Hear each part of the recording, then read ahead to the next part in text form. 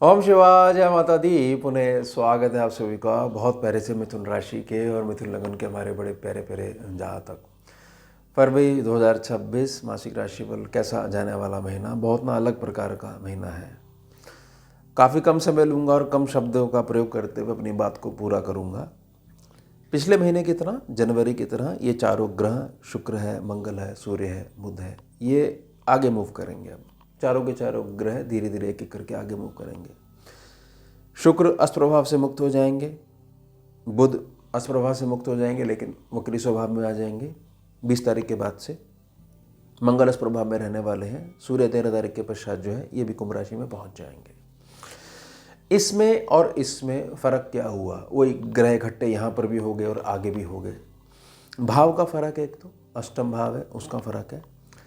उसके पश्चात जब ये जा रहे हैं, पहले 4 थे और अब भाग्य स्थान पे कुंभ राशि है, वहाँ पर पहले से ही राहु बैठे हुए हैं। राहु के ऊपर पहले से ही लगन भाव में बैठे हुए यानी 3 नंबर राशि में अतिचारी और वक्री बृहस्पति, उनकी दृष्टि पड़ रही थी, 9वीं दृष्टि पड़ रही थी। स्वाभाविक है 4 ग्रह यहाँ पहुँच जाएंगे तो ये चारों ग्रहों के ऊपर भी दृष्टि आने लग जाएगी बृहस्पति की, यानी बृहस्पति के ऊपर हल्का सा लोड पड़ सकता है। हालांकि अतिचारी हैं, वो लोड उनके लिए कोई बहुत ज़्यादा मायने नहीं रखता। ठीक एक भाव आगे शनि बैठे हुए हैं कर्म क्षेत्र पे, जिनकी सीधी दृष्टि जो है आपके सुख स्थान को देख रही है। केतु भी बैठे हुए हैं तीसरे भाव में, सिंह राशि के बैठे हुए, यानी कि बृहस्पति और केतु की दृष्टि में ये पांचों के पांचों ग्रह जो हैं ये बनने वाले हैं। अब ये आपका शुभ नवम त्रिकोण भाव है। इस भाव को, इस 9th सेक्शन को स्कैनिंग विद्या में के अनुसार समझें तो एक छोटी सी खिड़की है जहां से हमारे पुण्य चल के आते हैं। अब जातक ये कहता है कि इसमें और पहले वाले सेक्शन में यानी 8वें सेक्शन में और 9वें सेक्शन में फ़र्क क्या है? फ़र्क कुछ भी नहीं है, लेकिन अगर फ़र्क आपकी चेतना में देखा जाए तो बहुत बड़ा अंतर है। अब मिथुन राशि या मिथुन लगन का जो जातक है वह कहता है कि देखिए, जितने ज़्यादा ग्रह इकट्ठे हो जाएंगे उतनी हाई तौबा मची रहती है जीवन में, क्योंकि ऐसा हमने सुना है ना। 4 विद्वानों को सुना है तो हमारा परसेप्शन बन गया है। दूसरा जातक कहता है कि नहीं, जब बहुत सारे ग्रह इकट्ठे हो जाएंगे तो बहुत सारी संभावनाएं खुलकर नहीं आएंगी, क्योंकि ग्रह जो है वो अपना काम बांट लेंगे। तो इसमें दोनों जातकों की गणना बिल्कुल सही बैठेगी, क्योंकि असल में होगा वही जो आपका आंतरिक भाव है, क्योंकि ग्रह मात्र एक संभावना होती है। तो हम तो पॉजिटिव वाले जातक को लेके चल रहे हैं। शुभ नवम त्रिकोण भाव पे ये जो पांचों ग्रह जो बैठे हुए हैं ये आपको कहीं से कहीं पहुंचाने के लिए आ रहे हैं। और जातक को जो ज़बरदस्ती कहीं से कहीं पहुंचाया जाता है तो और जातक उसके लिए तैयार नहीं है तो जातक को डिस्टर्बेंस होती है। ये बताइए, अच्छी भली लाइफ स्मूथली रन कर रही थी, अचानक से ये घटना होगी और उसके बाद जो है ये मुश्किलें आने लग गई, क्योंकि आप ये मान के बैठे हो कि ये जो छोटा सा कुआं है यही समुद्र है। अब उससे बाहर निकालने के लिए कुछ तो वहाँ हलचल मचानी पड़ेगी ना। तो ग्रह वो हलचल मचा रहे हैं फरवरी के महीने में। अच्छी बात यह है क्योंकि बृहस्पति की दृष्टि पड़ रही है, तो ये चीज़ समझ लो कि आपको पता भी नहीं लगेगा और बहुत सारी चीज़ें जीवन में प्रवेश कर जाएंगी। आप ये चीज़ समझ लीजिए कि फरवरी का महीना ऐसा रहने वाला है कि हर प्रकार की स्थिति जो अब तक टेढ़ी नज़र आ रही थी वह सीधी पड़नी शुरू हो जाएगी।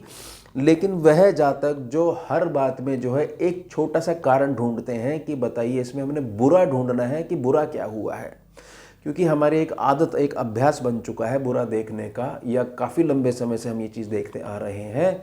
तो उन जातकों को थोड़ा सा मानसिक संघर्ष होगा। लेकिन यही जातक जो मैं प्रार्थना कर रहा हूँ, निजी प्रार्थना कर रहा हूँ, इसमें छुपे हुए अवसर को आप अगर तलाश लेते हैं तो यह महीना जो है बहुत तेज़ी से प्रोग्रेस देने वाला होगा। अब केतु जो सिंह राशि में बैठ के तीसरे भाव में बैठकर यहाँ देख रहे हैं, केतु अब बहुत सारी गणना बदलने वाले हैं। इनकी दृष्टि जो है बहुत सारी चीज़ों को बदलने वाली है। वह इसलिए क्योंकि यहाँ पर केतु के प्रभाव जो इन पांचों ग्रह पे पड़ने वाला है, सम्मिलित जो है ये होने वाला है। तो पास्ट की बहुत सारी चीज़ें जो हैं जिनका आपको आज तक अफसोस रहा है कि काश उस समय कुछ ऐसी चीज़ हो गई होती तो आज मेरा जीवन बड़ा संतुलित रह सकता था, या अब मैं कहीं का कहीं पहुंच जाता। तो केतु की दृष्टि के कारण में बहुत सारी चीज़ें रिपीट होने वाली हैं इस फरवरी के महीने में, इस माह में, इस महीने में।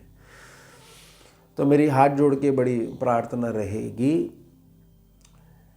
मिथुन राशि और मिथुन लगन के वह जातक जो थोड़ा सा जीवन का अनुभव हल्का सा कड़वा देख चुके हैं और अब संतुलित हैं, है ना, कि नीम खाने के बाद पानी पियो तो बड़ा मीठा मीठा सा लगता है, उन जातकों को बहुत अधिक जो है ये फरवरी महीना लाभ देने वाला है।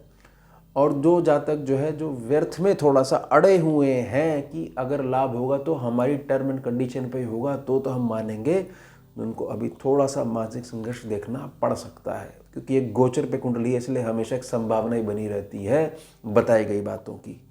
संभावना अगर मिल जाएगी भावना के साथ तो रिजल्ट मिल जाता है, और नहीं मैच करती है तो मात्र संभावना बन के ही रह जाती है।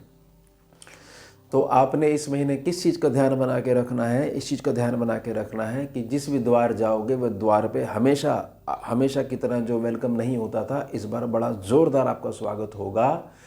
उससे अपने रूटीन पे अगर फ़र्क पड़ने लग जाता है तो फिर ये आगे जाके दिक्कत देगा, जिससे जो नियम जो आपके जीवन में बने हुए हैं अगर वह छूटने लग जाते हैं, आपकी आदतों पे फ़र्क पड़ने लग जाता है, फिर ये महीना हल्का सा आगे जाके आपको गिरा सकता है।